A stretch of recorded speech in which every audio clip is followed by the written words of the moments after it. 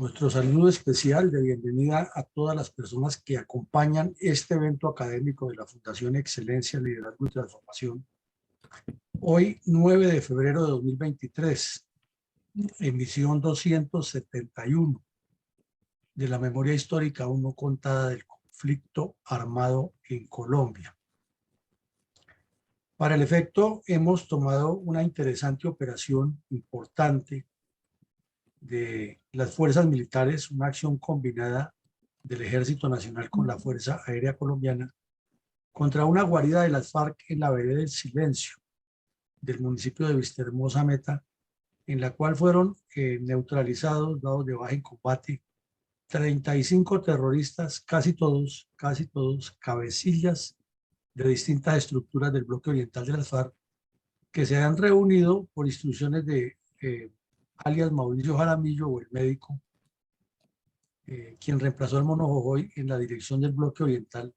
Y esa reunión era con el fin de planear una nueva oleada terrorista contra los colombianos para presionar el intercambio humanitario de terroristas presos en las cárceles por soldados y militares secuestrados por el grupo criminal.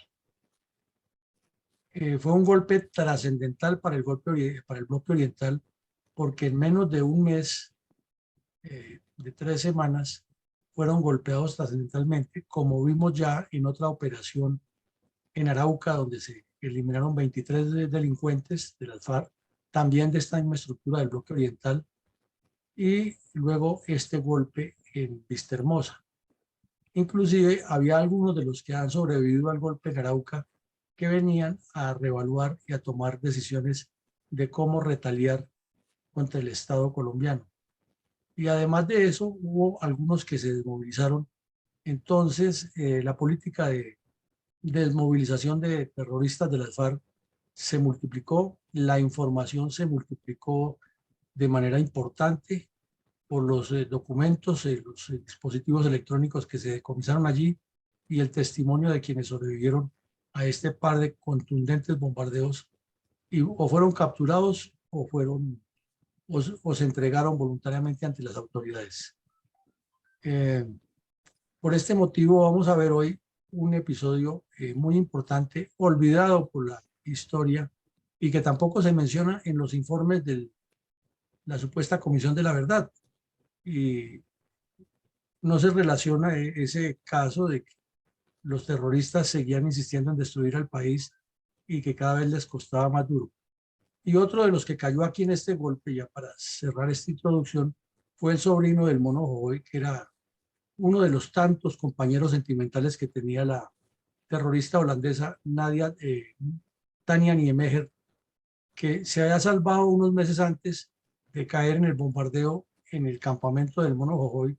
Había sobrevivido a ese, pero esta vez cayó ahí en Vistahermosa. Adelante, mi coronel. Mi coronel, a partir de la aparición de las FARC en el departamento del Meta, ha perpetrado innumerables actos terroristas contra los habitantes de ese departamento, área donde el grupo criminal ha constituido una importante retaguardia estratégica para el autodenominado Bloque Oriental de las FARC. Deseamos ver y escuchar el video que muestra nuestra Fundación Excelencia, Liderazgo y Transformación, resaltando su programa institucional La Memoria Histórica No Contada, que es el drama de las víctimas de la agresión narcoterrorista del comunismo armado contra los habitantes de nuestras regiones y en general en toda nuestra nación. En este caso específico, los habitantes del hermoso municipio Vistahermosa, haciendo honor a su belleza en el departamento del Meta.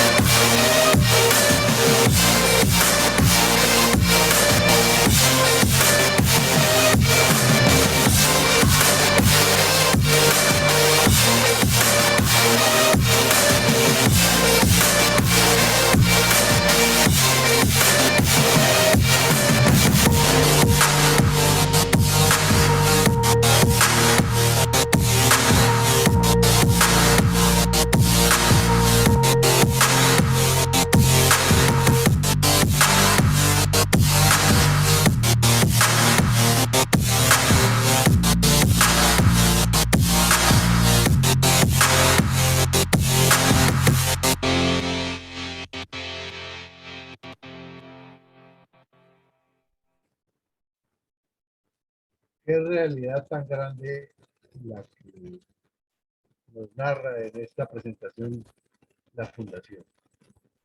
Hoy es jueves 9 de febrero de 2023.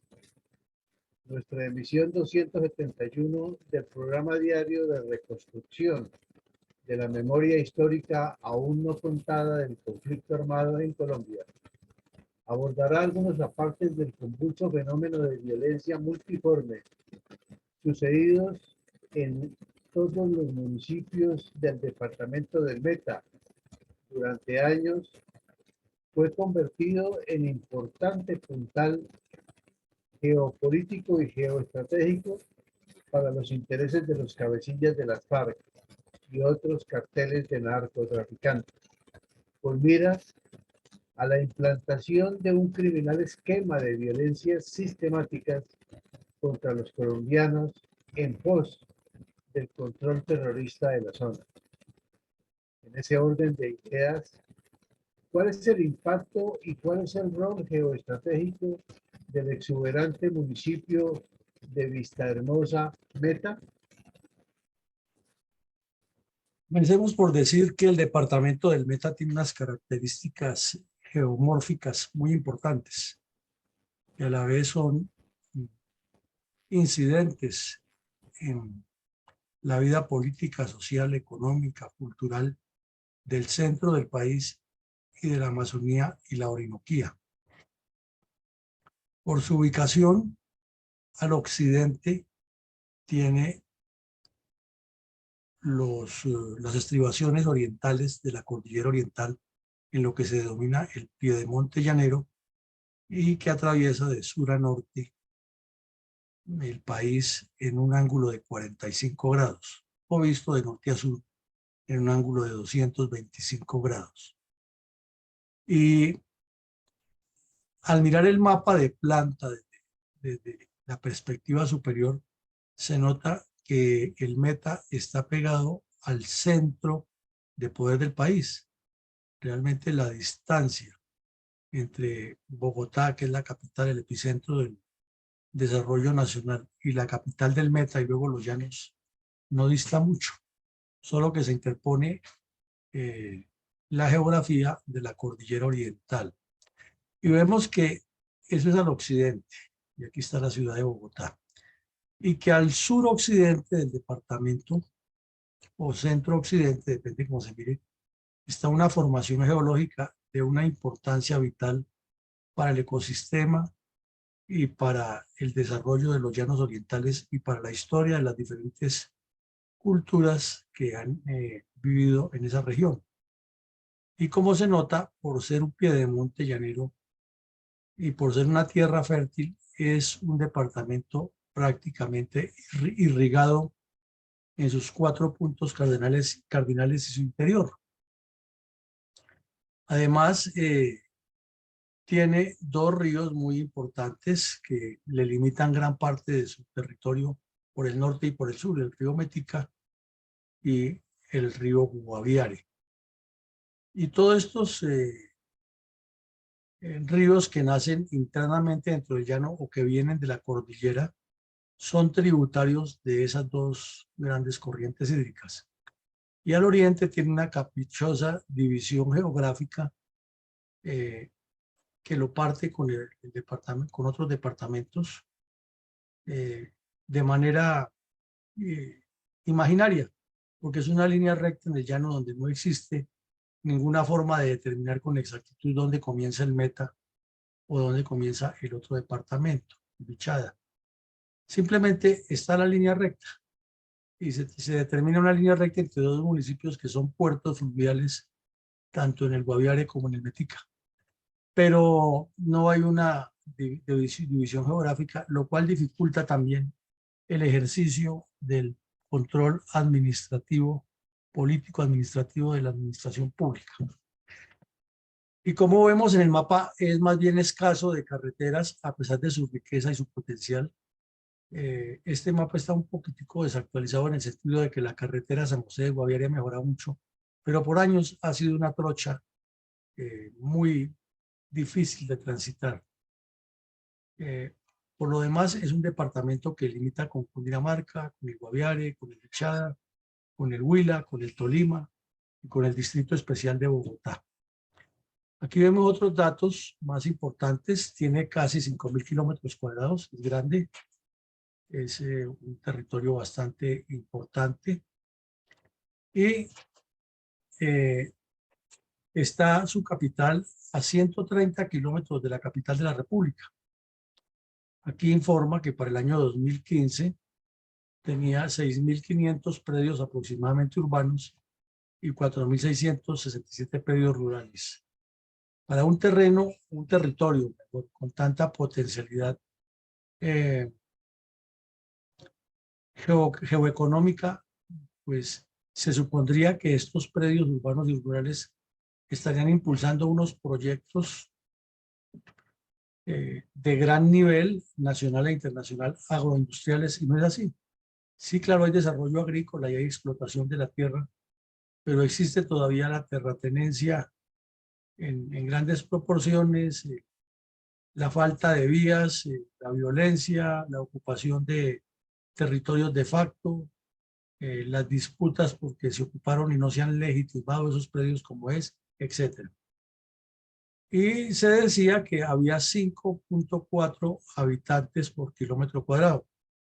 Para una zona agroindustrial o agropecuaria es un buen porcentaje siempre que se tengan proyectos que se desarrollen. Por lo demás, pues es más bien un sinónimo de abandono de la tierra y abandono de los seres humanos.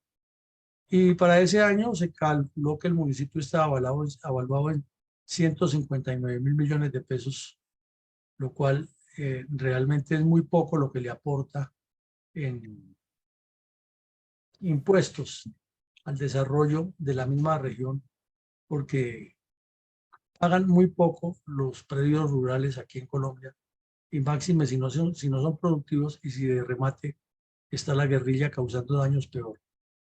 Pero es un municipio que ha tenido acciones terroristas toda la vida. De que las FARC se abrieron al Meta y aparecieron la primera y la séptima cuadrilla, que fueron las más visibles desde el comienzo de la existencia de las FARC, ha tenido acciones criminales muchísimas, asaltos al caserío, secuestros, asesinatos, reclutamiento, todo tipo de crímenes.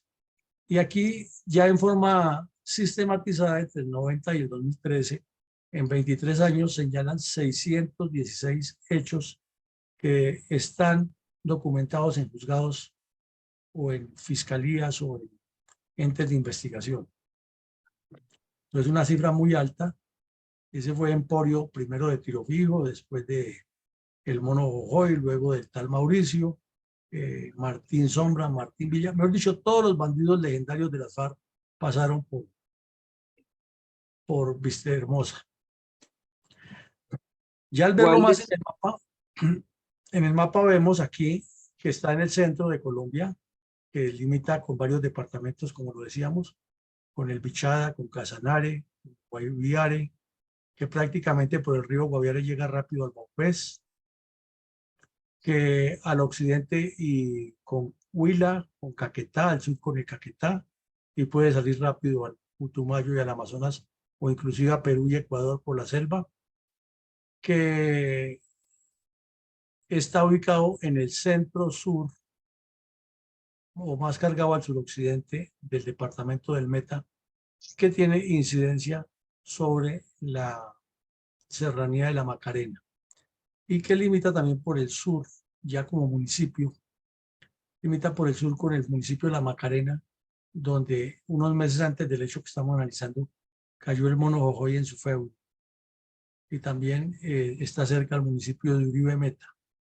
Bueno, vemos que la configuración ya del municipio, no del departamento, es muy similar a la del propio departamento, solo que todo el occidente es o montañoso o semimontañoso, porque la cadena de la Macarena es alta, la serranía de la Macarena es alta, pero sus estribaciones occidentales que limitan con la cordillera oriental también son quebrados. Es un territorio que se presta muchísimo para la guerra de guerrillas, porque tiene selva, tiene ríos, tiene quebradas y tiene montaña donde se pueden esconder y montar todas las trampas a las tropas que los persiguen. Y otra cantidad de ríos, por ejemplo que desciende de la Macarena y va a unirse con el río Güejar adelante de Puerto Rico, formando el famoso cañón del río Güejar o el cañón del Güejar. Y miramos que el departamento del Meta está dividido en varias subregiones y que el oriente, sobre todo el que es más despoblado, tiene unas zonas muy altas, como son la zona Río Meta que se llama y la zona del Bajo Ariari, donde las FARC han tenido mucha influencia y donde el municipio de La Macarena y parte del municipio de Vista Hermosa han tenido completo epicentro para la existencia de las guerrillas. Aquí otra foto que nos muestra más claro que está en Vista Hermosa, Puerto Rico, Puerto Concordia, Mapiripán y La Macarena, al sur del departamento, y no hay un solo municipio de estos que no tenga un largo historial de delincuencia y de presencia de las FARC. Entonces, esos serían los aspectos descriptivos de lo que es la importancia geopolítica de la Macarena Meta y del mismo departamento del Meta. ¿Cuáles podrían enunciarse entre los antecedentes tácticos, estratégicos y políticos más resaltantes relacionados con el contundente golpe del Ejército y la Fuerza Aérea de Colombia contra 35 terroristas con calidad de cabecillas de las cuadrillas del bloque oriental de la FARC en la vereda El Silencio del municipio Vistahermosa, Meta, en marzo del 2012? Bueno, desde cuando se hizo la Operación Colombia en Casa Verde, ya el Estado colombiano como tal, en especial las fuerzas militares, enfocaron la acción militar intensa contra esta estructura de las FARC. No porque no se supiera antes, eso lo sabíamos desde los años 70, que ahí estaba el epicentro y estaba la retaguardia estratégica. Lo que pasa es que el Estado colombiano, la dirigencia política colombiana, no le dio la trascendencia y dejó la 7ª Brigada ya prácticamente sola. Por años, el batallón Vargas tuvo una jurisdicción que hoy en día la ocupan, o que en el momento más intenso de la guerra la llegaron a ocupar varias brigadas y comandos especiales y divisiones, pero estamos hablando de los años 70 y era solamente el batallón Vargas para cubrir todos esos municipios que vimos ahora y otros. Entonces se limitaba era a la presencia en las elecciones y a que de vez en cuando se capturaba o se entregaba un guerrillero o llegaba un informante y daba un dato, y lo demás pues era un trabajo de inteligencia muy incipiente que se hacía con escasos medios, con unidades por la zona. Pero después de la Operación Colombia se fue incrementando porque ya se puso por primera vez una unidad de élite que fue la Brigada Móvil número 1, que entró a esa región a combatir y se desentrañó todo lo que estaban manejando desde el Sumapaz, desde el oriente del municipio del distrito capital, en los límites con Cubarral en la parte alta, a salir a Medina y Paratebueno. Y las mismas FARC también aparecieron ya en forma violenta con las pescas milagrosas en la vía Bogotá-Villavicencio, y se cambió la dinámica. Pero antes era una responsabilidad exclusiva del batallón Vargas y de vez en cuando con apoyo del batallón Serviés, que lo bajaban del llano, porque el batallón Serviés lo tenían enfocado más hacia el oriente del Meta y hacia Bichada. Entonces eran dos unidades tácticas de soldados regulares, sin apoyo helicoportado, sin mucho apoyo logístico, para cuidar un área extensa donde las FARC seguían creciendo. Entonces, después de todo eso ocurrieron varias operaciones, las vamos a mencionar un poco en desorden, pero son importantes todas. La una es en septiembre del 2010, muy cerca de Vistahermosa, en los límites con la Macarena, en zona bastante boscosa y bastante compleja de acceso, fue eliminado el Mono Jojoy en una contundente operación aeroterrestre de la Fuerza Aérea y el Ejército, que lograron localizar el campamento, bombardearlo y luego desembarcar tropas para continuar con la operación terrestre, recoger toda la información y todo lo que se incautó allí, inclusive los cadáveres de todos estos criminales. Como lo mencionamos al principio, hubo unos días antes de este golpe en el Meta, también un contundente golpe en Arauca que fue la respuesta a una emboscada demoledora que le causaron a un batallón energético vial que estaba cuidando las instalaciones de Ecopetrol y patrullando a lo largo del oleoducto para evitar que los delincuentes instalaran cargas explosivas.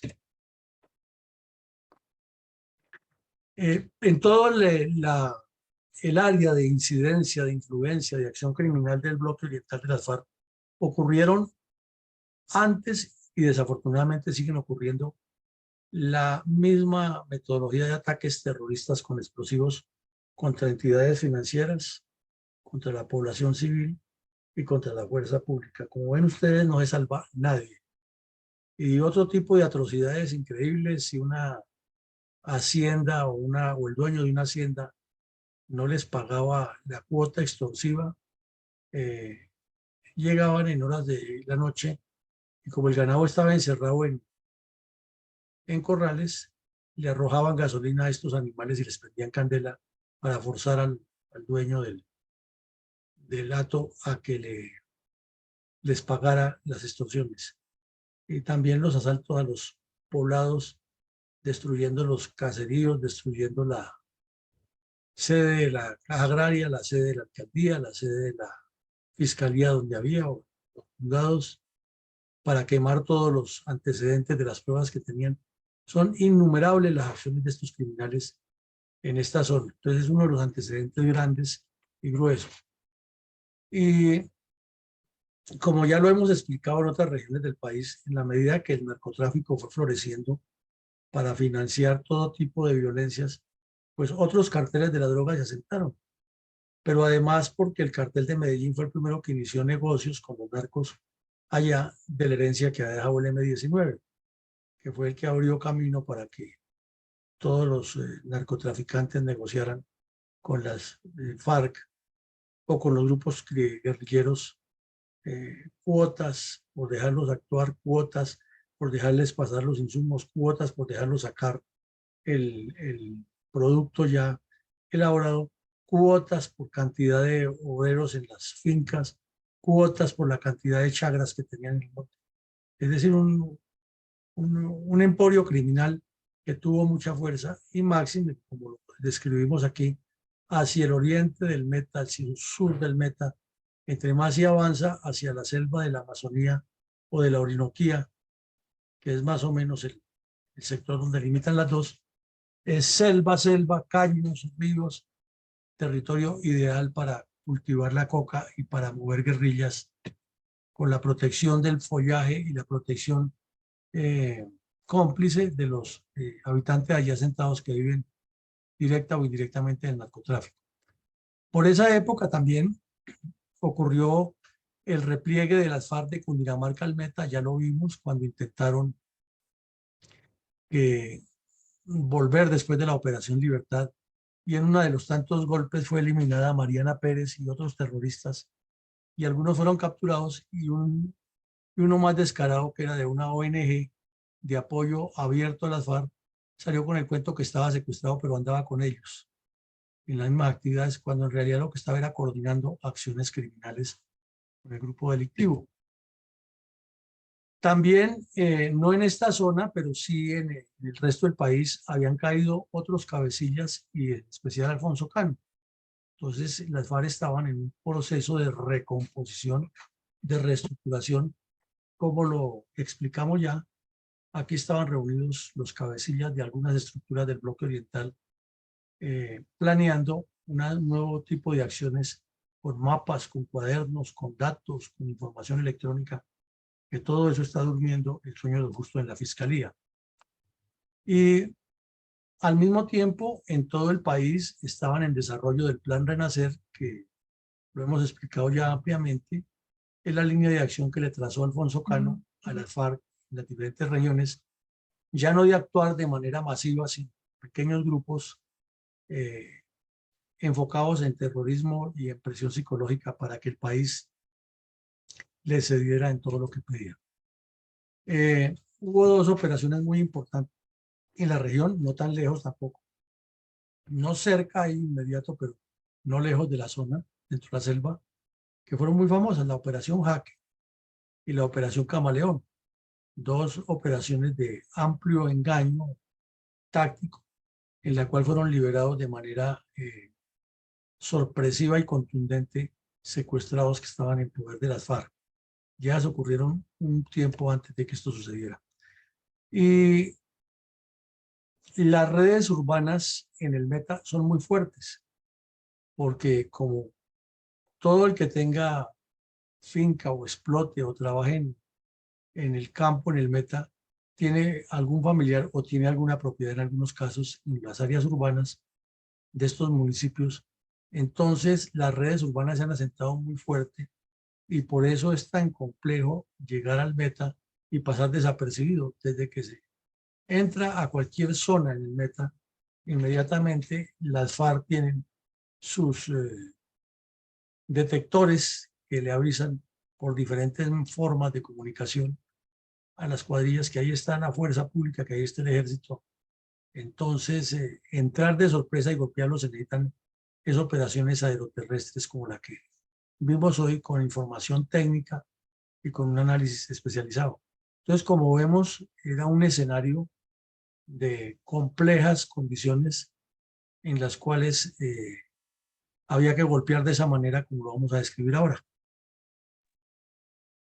Y coronel, ¿cómo informó Radio Caracol sobre el contundente golpe del ejército y la Fuerza Aérea contra 35 cabecillas terroristas de la cuadrilla de las FARC en la vereda del Silencio del municipio de Vistahermosa, en el departamento del Meta, en el mes de marzo del 2012, referente a la muerte de un familiar del Mono Jojoy? Bueno, inmediatamente se produjo ese golpe, pues el señor Juan Manuel Santos aprovechó el show y él se inventaba unos hechos en los cuales siempre él era el gestor, era el cerebro de las cosas. Lo que pasa es que como tenían que darle información, y eso es un error, que los dirigentes políticos no tienen por qué estar metidos en las operaciones militares, pero a él como ha sido ministro de Defensa se inventó eso. Entonces montó el show de hacer un consejo de seguridad en el Meta el mismo día que la Fuerza Aérea iba a hacer la operación. Y estando en el Consejo de Seguridad le informaron que se ha realizado la operación. Y entonces comenzaron las especulaciones porque era difícil identificarlos, primero por el sitio donde cayeron y segundo hasta que no llegara el CTI y les tomara las huellas y se enviaran a Bogotá y en Bogotá cotejaran con los archivos de la registraduría, pues era un poco difícil. Pero bueno, ya realizado todo ese proceso, la Caracol Radio informó que había caído, probado ya, el sobrino del Mono Jojoy, el que unos meses antes había aparecido en un publireportaje del periodista Botero, Jorge Enrique Botero, que había ido a hacer un publireportaje y a venderle ese reportaje a Europa y a servirle de show a los delincuentes de las FARC que tenían secuestrados a 3 americanos y a la holandesa, que era la que les servía de traductora, para presentarle en Europa como la salvadora. Y después de todo ese reportaje, ese montaje, pues el hijo el sobrino del Mono Jojoy se hizo muy conocido porque la holandesa reconoció que ese era uno de sus tantos acompañantes ocasionales que tenía de caleta, como le dicen allá, el socio de caleta. Entonces, cuando se probó la baja de este bandido, que tenía mucha incidencia en las FARC, en el bloque oriental, pues el golpe fue muy duro para la estructura, ya que 6 meses antes había caído, o perdón, 18 meses antes había caído el Mono Jojoy, 6 meses antes había caído Cano y ahora caía el sobrino del Mono Jojoy. Y comenzaron a especularse con 3 que quedaron vivos y hablaron, estaban muy aturdidos por el bombardeo, que habían caído varios cabecillas de cuadrilla y que estaban en una reunión muy importante de jefes de cuadrilla. Inclusive se especuló muchísimo que el Tornillo Lozada había caído ahí, pero se salvó porque no había llegado. O sea, donde el bombardeo sí al día siguiente, ahí había caído el tornillo Losada. Y Santos aprovechó el hecho para decir que él había llegado, que él no sabía, que, bueno, todo el espectáculo, pero que él era el gestor, eso sí, que cuánta acción de ese nivel se hacía, porque él era el mejor ministro de defensa que ha tenido Colombia y ahora el presidente que ha llevado a las FARC a sentarlos a la mesa que estaba próxima a iniciarse en Cuba. Entonces, eso es lo que más o menos se deduce del comunicado de Caracol frente a la muerte del sobrino del Mono Jojoy. Coronel, ¿cómo describió inicialmente el diario El País de España el contundente golpe del Ejército y la Fuerza Aérea de Colombia contra 35 terroristas con calidad de cabecillas de las cuadrillas del bloque oriental de las FARC en la vereda del Silencio del municipio de Vista Hermosa Meta en marzo de 2012?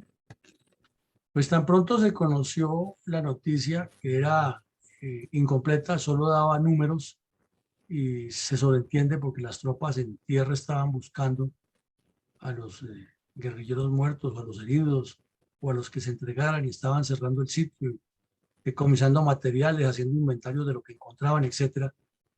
Pues Santos se apuró a aprovechar que estaba en el Consejo de Seguridad a hablar más de la cuenta y entonces pues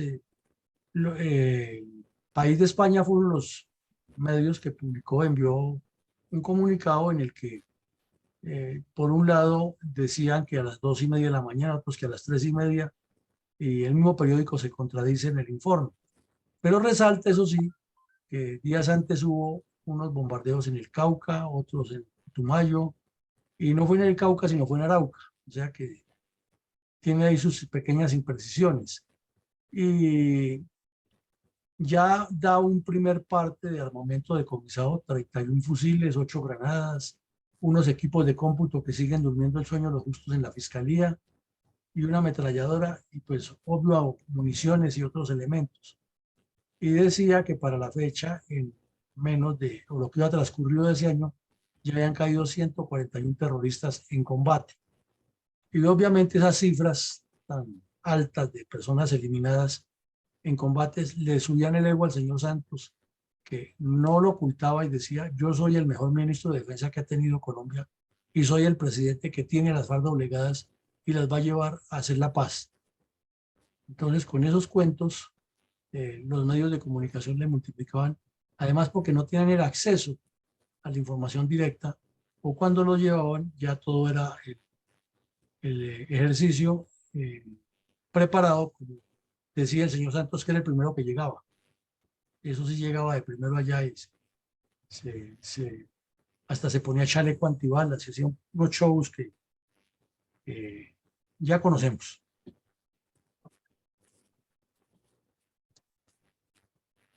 ¿Cómo describió el diario Vanguardia Liberal de Bucaramanga el contundente golpe del ejército y la Fuerza Aérea de Colombia contra 35 terroristas en calidad de cabecillas de las cuadrillas del bloque oriental de la FARC en la vereda El Silencio del municipio de Vistahermosa Meta en marzo del 2012?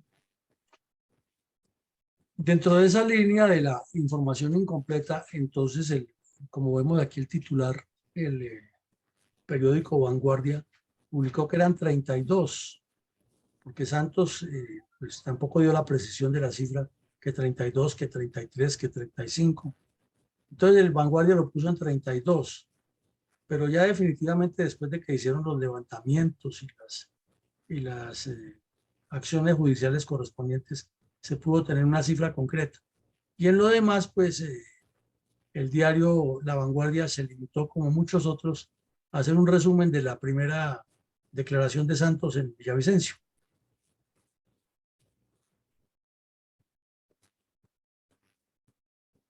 Joel González. Y coronel, ¿cómo informó el diario El Tiempo la baja de los 35 cabecillas de las diversas cuadrillas durante el golpe del ejército de la Fuerza Aérea en la vereda del Silencio de Vistahermosa en el 2012? Bueno, Ya el periódico El Tiempo, que era de la familia Santos, tenía mucha cercanía, pues consiguió más información y publicó datos que no se deben publicar. La verdad que no se deben publicar, porque ya comenzó a publicar un poco de detalles con imágenes, lógicamente no tomadas por periodistas, sino los archivos de las fuerzas militares acerca de lo que había allí y de lo que encontraron. Y resaltó quiénes eran los eliminados y resaltó lo que estaban haciendo. Pero el señor Santos se puso a decirle a los medios que eso era gracias al trabajo de un infiltrado y pues yo dio todos los detalles de cómo lo habían hecho y que le iba a dar 400 millones, pero que él en su generosidad estaba buscando que le dieran 700 y que fue el que condujo las tropas. Puede que eso sea cierto, seguramente fue así, pero ¿qué necesidad tenía de ponerse a informar? Simplemente la operación se hizo, se localizaron, la inteligencia en desarrollo de sus actividades localizó los bandidos y la Fuerza Aérea y el Ejército cumplieron su misión tal cual.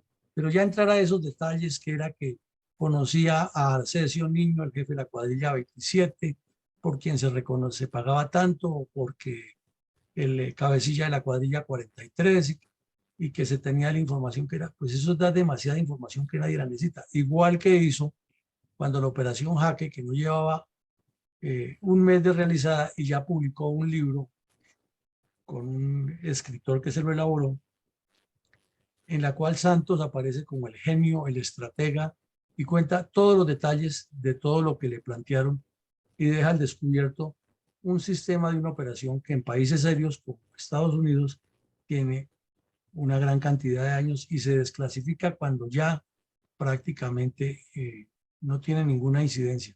Pero aquí ni se había firmado ningún pacto con las FARC, ni se había hecho nada.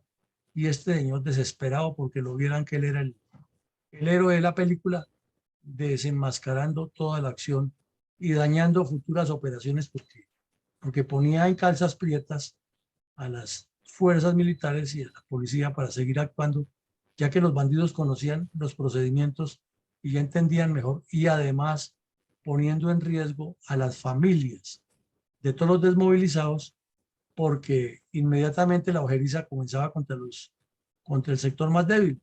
Si fue un desmovilizado, entonces vamos a averiguar quién fue, pudo ser este, pudo ser el otro, pero mientras tanto vamos limpiando el área y las FARC iban asesinando campesinos o moradores gracias a las ilustres acciones del señor Santos de darse publicidad.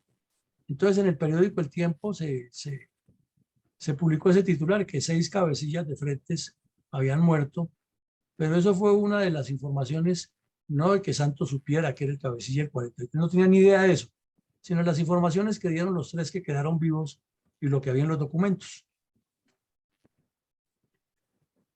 Coronel, ¿cómo informó la revista Semana la baja de 6 cabecillas durante el contundente golpe del Ejército y la Fuerza Aérea de Colombia contra 35 terroristas con calidad de cabecillas de las cuadrillas del bloque oriental de las FARC en la vereda del Silencio, municipio de Vista Hermosa, en marzo de 2012?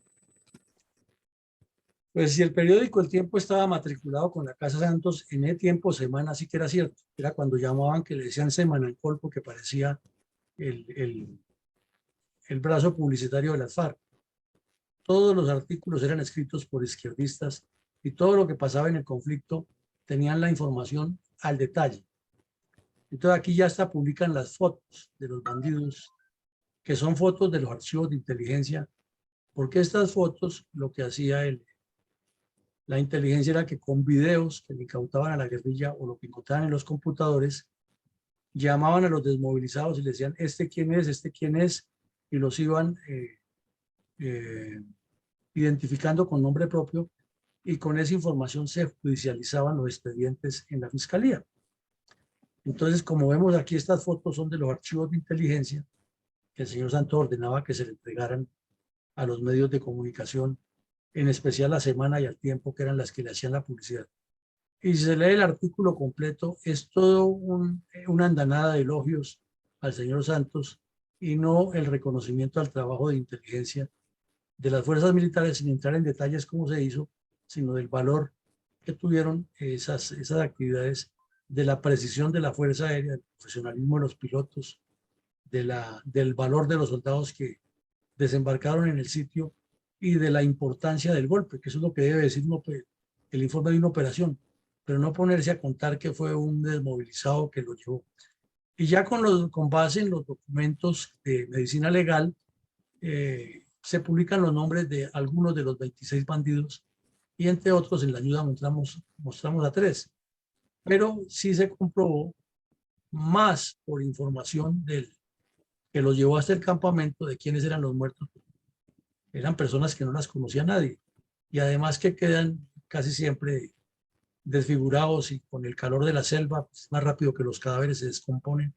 Entonces necesitaba alguien que los conociera y ubicó o determinó que estos 6 estaban ahí y también el sobrino de Jojoy, que no era cabecilla de ninguna cuadrilla, pero era de los que tenían más influencia en la formación política y la organización de las cuadrillas en el bloque oriental. ¿Incidió el pacto FARC-Santos en el que se pudiera disminuir la violencia en el municipio de Vistahermosa Meta relacionadas con el narcotráfico y las guerrillas comunistas? No, la respuesta es contundentemente no.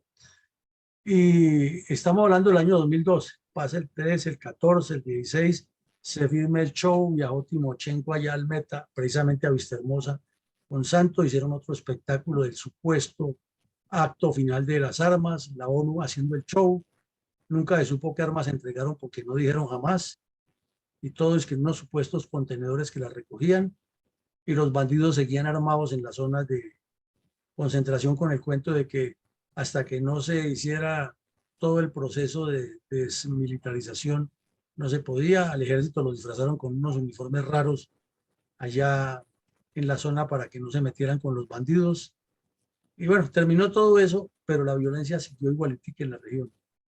Y dejamos pasar varios años para contar que en el año 2022 repetimos, sin que entre el 2012 y el 2022 no hayan ocurrido cientos de acciones criminales de la FARC allá, sino que estamos hablando ya del supuesto proyecto de paz.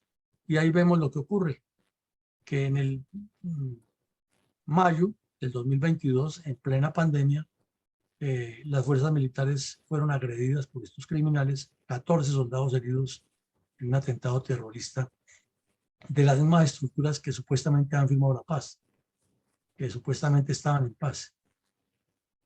Y con el mismo sistema de las minas antipersona, que son elementos prohibidos por el derecho internacional humanitario, pero que las FARC las siguen usando y a eso no aparece para nada en la historia de la Comisión de la Supuesta Verdad. Y el otro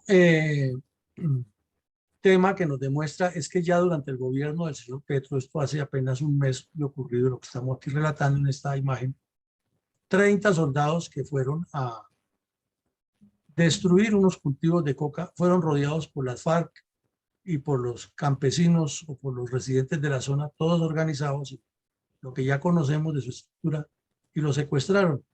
Y entonces los periodistas siguen con la palabra y con la estupidez de que son retenidos.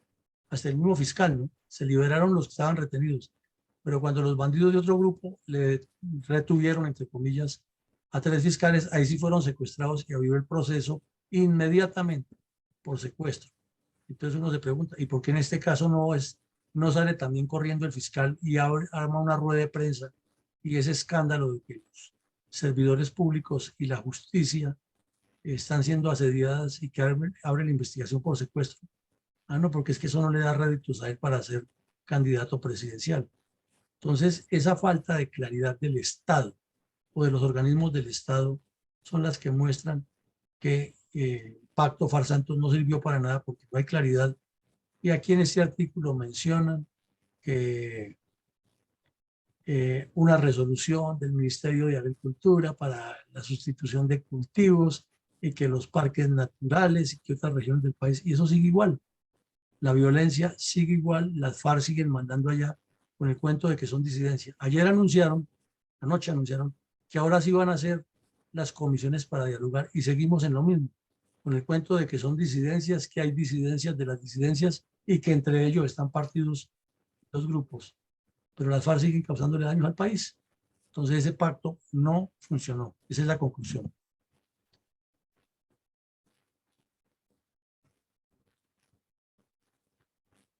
Gonzalo. Coronel, 10. ¿cuáles son las lacras sociales y políticas que han llevado a los habitantes de Vistahermosa a padecer tantas violencias en las últimas 4 décadas de las FARC y que han sido actores de primer orden? Pues las lacras son las que afectan a todo el país. Son la corrupción, la politiquería, el oportunismo, el manejo mediático del conflicto con intereses personales, el terrorismo, el narcotráfico, y todas se suman como en un sumo de miseria contra estas comunidades y contra el país, porque al fin y al cabo somos todos los que no podemos progresar debido a la violencia, debido a la insuficiencia de flujo económico, a la poca industrialización, a la poca inversión, a que el país sea productivo y de remate nos llevamos las sorpresas como la del señor Petro, que hay que acabar con lo que gesta producción, pero hay que convertir al país en productivo. O sea, es la ignorancia también otro de los aspectos. Son muchas las que confluyen en un solo saco. ¿Cómo resalta Fundel la memoria de los niños víctimas de la crueldad y la sevicia de las FARC? Y en el caso específico, en los múltiples ataques terroristas de las FARC contra los habitantes del municipio de Vistahermosa Meta. Entonces tenemos aquí el mensaje institucional en favor de los niños. Se pega. Otra vez. Funciona cuando montamos el archivo y aquí se traba. Algo pasa con este archivo, me está molestando, pero sigamos porque si no, no avanzamos. Al término formal de cada episodio de la memoria histórica, uno corta del conflicto armado que realiza nuestra fundación, usted siempre hace un balance puntual de reflexión respecto a los hechos del conflicto que analizamos a diario en este episodio de opinión y estudio científico de la violencia comunista contra Colombia.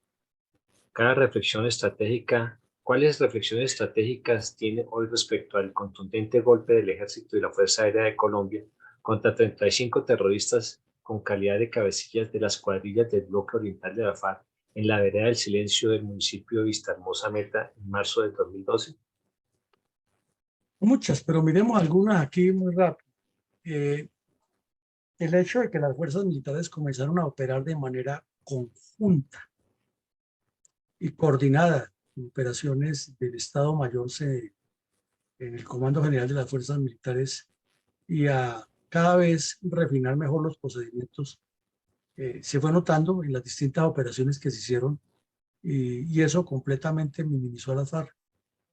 Pero la solución no era sentarse a conversar con ellos en Cuba por el afán del premio Nobel de un presidente que ni lo merecía ni lo necesitaba.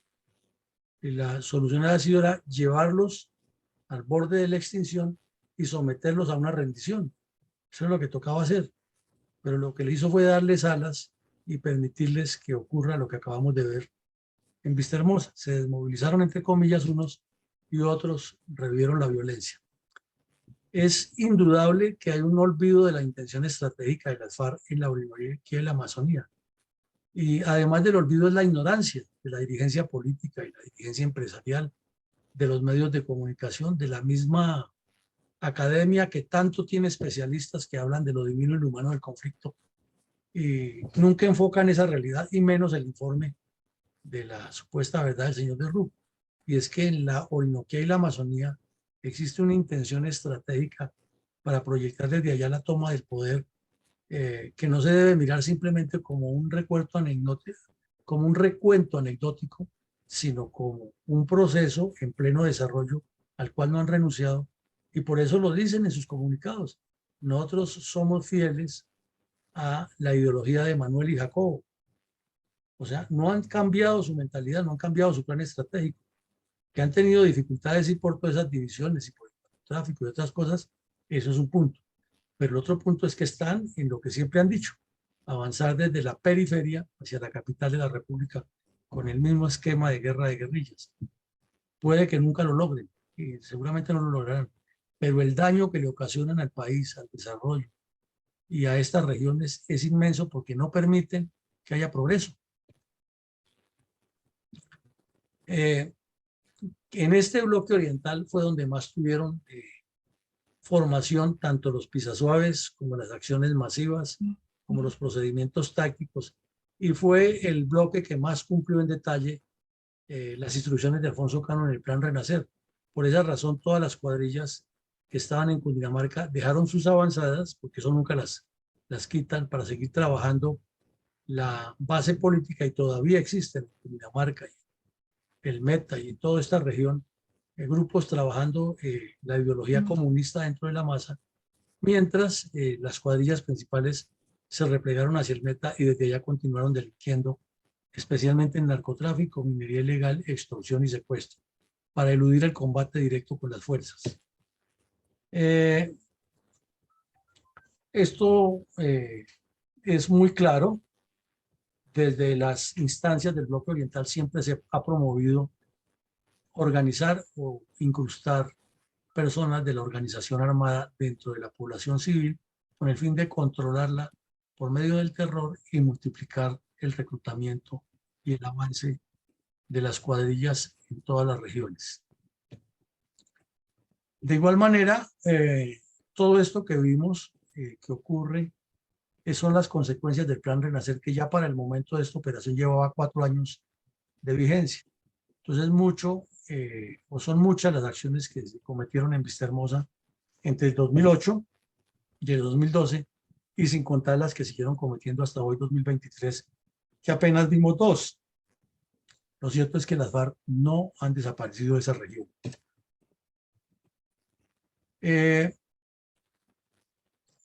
Como lo vemos, mientras el bloque oriental se empecinaba y se empecina, los que quedan en continuar sus acciones, pues para esa época las fuerzas militares le dieron unos golpes demoledores. Fueron muy intensas las operaciones. Se hicieron unas acciones que no se veían desde la guerra del Vietnam, como utilizar helicópteros para transportar cañones de artillería y emplazarlos, y luego con reconocimientos aéreos determinar posiciones exactas, cuadrar las coordenadas y bombardee. Y ya se movían de allá, los detectaban en otro lugar, nuevamente la recogida del cañón de artillería en helicóptero, transportelo a otro lado y desembarque. Fueron muchísimas las operaciones de bombardeo y ametrallamiento de la Fuerza Aérea, seguidas por desembarcos de tropas, unos exitosos, otros no, otros que quedaron neutros, no se hizo nada, pero se buscó, se persiguió a todos estos delincuentes de una manera muy intensa. Y el mando militar mantuvo una presión muy constante y muy fuerte sobre estas estructuras. Pero eso no impidió, ni impide, que las FARC sigan en lo mismo, reclutando indígenas y campesinos, sobre todo menores de edad, y mujeres. Eso sigue. Y en el informe del señor de Rux no se menciona para nada, pero para nada es eso, sino que hace un corte como que todo fue una maravilla y de aquí para allá se acabó la guerra, como dijo el señor Santos. Se terminó la guerra en Colombia. Y la realidad es que esto sigue igual o peor. De igual manera, ese repliegue estratégico tuvo una influencia, una trascendencia fuerte al interior de las cuadrillas, porque perdieron la iniciativa. Y ya lo hemos estudiado aquí y en otros eventos de la Fundación, que lo peor que le puede pasar a una fuerza en conflicto, o una fuerza en contienda, sea en lo político, en lo militar, en lo deportivo, en lo cultural, es perder la iniciativa, porque se la pasa inmediatamente al adversario y el adversario le impone las condiciones. Entonces las FARC, que tenían todo ese control coactivo y salían a los pueblos y destruían, tuvieron que comenzar a replegarse, y eso incidió en estos golpes, como estamos mencionando, y en que la política de desmovilización fue muy efectiva, porque se iban dando cuenta los guerrilleros que estaban adentro que no era cierto que el guerrillero que se desmovilizaba lo colgaban y lo torturaban y lo iban a matar y lo hacían hablar, sino que al contrario, lo recibían muy bien y algunos de ellos daban informaciones tan precisas que llevaban a nuevos golpes, lo cual les hacía pensar que era mejor salirse y eso disminuyó mucho el pie de fuerza de las FARC. Pero paralelamente con eso, los cabecillas seguían y siguen empeñados en el reclutamiento y en el engaño, y entonces es un juego que parecería no tener fin. Y una vez más estuvo presente en toda esa época el argumento triple de tener nexos internacionales que estaban moviendo siempre el tema de la paz, sobre todo con los gobiernos de izquierda, de Kirchner, etcétera, Correa y los demás. Terrorismo permanente contra la población civil para causar la sensación de fuerza todavía, y el tema de diálogos y diálogos, pero eso sí, con la salida de los delincuentes de la cárcel, y ahí se entregarían a los secuestrados. Pues finalmente en Cuba, con todas las trapacerías que lograron, hicieron diálogos para ellos beneficiosos, siguieron haciendo terrorismo, porque hemos visto que mientras estaban negociando seguían haciendo terrorismo, y después de eso siguen en la misma, pero además termina en que salieron de la cárcel todos los bandidos y hoy están acogidos a la JEP y pueden decir lo que quieran, que nadie los va a encarcelar, sino supuestamente están diciendo la verdad y hasta se autoatribuyen hechos de otros carteles y de otros criminales para salvar el pellejo a delincuentes de cuello blanco que les han ayudado toda la vida y no pasa nada. Entonces, esas serían como unas reflexiones muy generales. Entonces, escuchemos ahora las reflexiones de mi coronel González, que siempre tiene puntos interesantes. Adelante, mi coronel González. Gracias, mi coronel. Nuestro comentario en el día de hoy se llama Vistahermosa y Informe de la Verdad. El municipio de Vistahermosa fue convertido en un núcleo terrorista por las FARC. Todo era controlado por medio del chantaje, el secuestro y la extorsión. Sus habitantes no tenían más alternativas que tolerar el miedo que las cuadrillas terroristas le causaban. Las mismas dirigidas por los criminales que ahora se sientan en los curules del Congreso sin sentir ninguna vergüenza, y menos sin méritos y virtudes para ello, porque su única intelectualidad ha sido la de ser asesinos sistemáticos. Pero cuando las Fuerzas Armadas intervinieron en el municipio de Vistahermosa, las cosas comenzaron a cambiar y el espíritu de confianza en la tranquilidad fue apareciendo. Lo que causa mucha extrañeza es que el informe de la verdad redactado por el jesuita Francisco de Rus de estos hechos no hubiesen sido plasmados como parte de esa verdad. Quizás por esas simpatías socialistas que han existido y aún subsisten en las aulas universitarias a manera de venganza contra el Estado por las expulsiones que provocaron en el pasado por su rebeldía. Y para cuyo fin le ha sido útil la propagación en sus cátedras de las violentas teorías marxistas, las cuales han aprovechado con gran beneficio cual sorpresiva tabla de salvación desde el mismo comienzo, cuando Engels y Marx lanzaron esa maligna ideología a mediados del siglo XIX. Un madero flotante aparecido de repente en su inevitable naufragio político de su caduco gobierno teocrático que desplegaron durante todos los 3 años de la colonia y también de la conquista.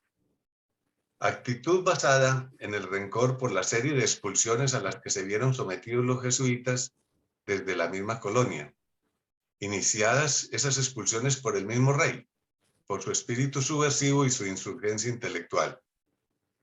Expatriaciones iniciadas cuando los cambios de cultura política los obligó a deshacerse de su atrasado gobierno, que pretendía seguir gobernando en la tierra de América con las ideas del cielo, y que asfixiaba al pueblo con sus llamadas misiones, inicialmente muy útiles, pero luego se descubrió que eran esclavizantes. Sentimientos y teorías ahora ocultos bajo la suspicaz libertad de las cátedras y la libertad de pensamiento en sus colegios y universidades, que son muchos los que regentan y todavía manejan. de donde han salido sacerdotes, exseminaristas y en general varias generaciones de colombianos imbuidos de actitud seguidora del sagrado derecho a la rebelión y la supuesta sacra teoría de la liberación violenta, y mucha cultura socialista que ha integrado grupos subversivos, verdad que de Rus no contó y por eso su verdad es acomodada, que son conceptos altamente útiles para la sociedad y el desarrollo de la civilización, siempre y cuando no cubran con las sotanas intenciones revolucionarias violentas, exaltando el espíritu natural de rebeldía de la juventud universitaria en contra de la ley y el orden. También es necesario dejar testimonio de lo que nuestras tropas han logrado por la tranquilidad y la paz de la nación, combatiendo a los grupos terroristas con mentalidad comunista que han pretendido dominar el país bajo el imperio de la dictadura de las teorías marxistas. Soldados y policías que como mínimo merecen que no olvidemos su sacrificio y su dedicación, porque debido a su entrega, el país ha logrado sobrevivir a los embates de la crueldad, el delito y el crimen. Muchas gracias, mi coronel. Muchísimas gracias a usted por su análisis, su comentario.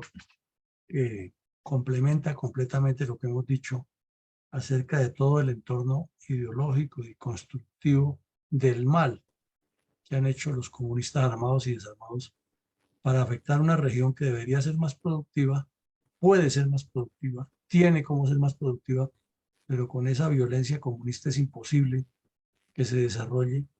Y también, desde luego, la gran responsabilidad de la dirigencia política central, que ha pensado siempre en ellos y no en el desarrollo del país ni de esas comunidades. Entonces es una responsabilidad mutua que a la final tampoco aparece en el informe de la Comisión de la Verdad, que ese se debe hacer la verdad. ¿Quiénes son los responsables? Tanto la izquierda armada como la supuesta derecha, que no ayudan, y no echarle la culpa a las fuerzas militares y a la policía, que lo único que han hecho es tratar de salvar el país en medio de ese caos y de esa dentellada permanente de lado y lado los políticos a ver cómo le causan daño al país. Adelante, mi coronel Alarcón. Haciendo un análisis desde otro punto de vista del programa del día de hoy, la contundencia de esta operación es necesario tenerla en cuenta para lo que es la capacitación y el entrenamiento de las propias tropas, mientras los dejen. Estos analíticos videos deben formar parte de las escuelas de formación, pero además mantenerlos en los anales de las bibliotecas virtuales, como nuestra página web,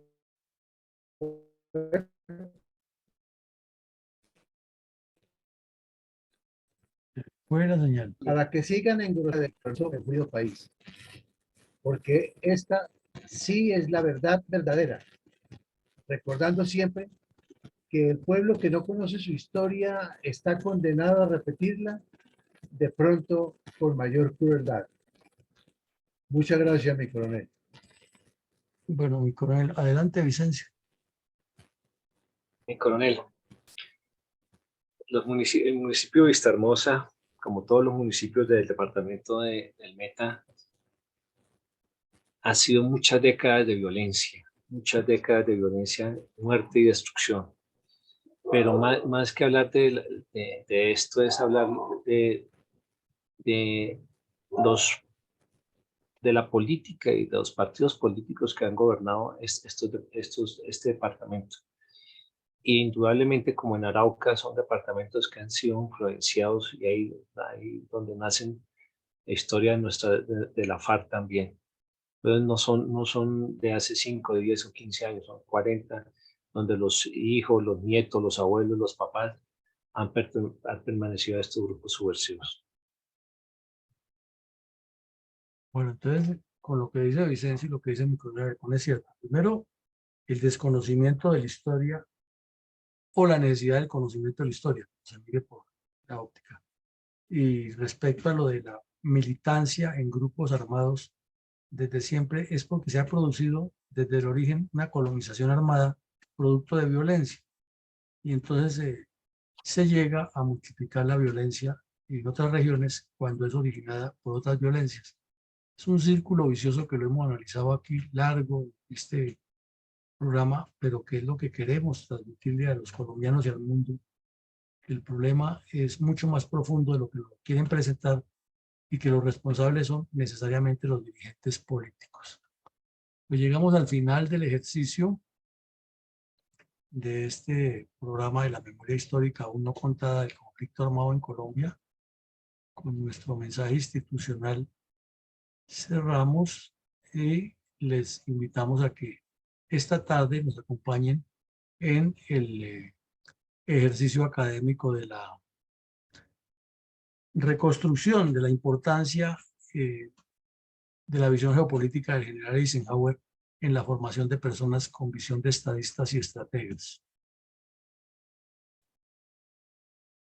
Buen día para todos. La verdadera memoria histórica del conflicto armado en Colombia. Con el propósito de preservar la memoria histórica, resaltar el heroísmo de nuestros soldados, marinos, pilotos y policías y poner en primer plano a las víctimas del narcoterrorismo practicado por las guerrillas izquierdistas, la Fundación Excelencia, Liderazgo y Transformación invita a escuchar todos los días de lunes a sábado de 7:30 a 9 de la mañana por nuestros canales de Zoom y Facebook distintos episodios de la verdadera memoria histórica de la agresión sistemática de los grupos armados ilegales contra los colombianos y la tragedia de las víctimas. No olvide su cita con la historia. Testimonios de viva voz de quienes estuvieron en los campos de batalla contra los narcoterroristas, así como de los militares y civiles víctimas de las atrocidades cometidas por el M-19, el EPL, las FARC, el ELN, el PRT, la Corriente de Renovación Socialista y el Quintín Lame.